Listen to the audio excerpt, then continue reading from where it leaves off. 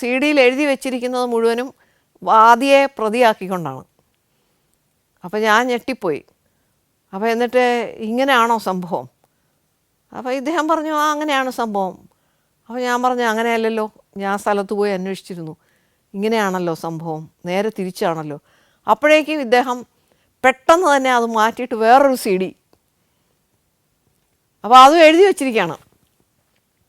അപ്പോൾ വാദിയായിട്ടും പ്രതിയായിട്ടുമുള്ള വേറൊരു C D ഉടനെ തന്നെ ഹാജരാക്കി. അപ്പോൾ രണ്ട് വിധത്തിലും സി ഡി എഴുതി വച്ചിരിക്കുകയാണ്. അപ്പോൾ ഞാൻ ചോദിച്ചു ഇതെങ്ങനെ സംഭവിച്ചു?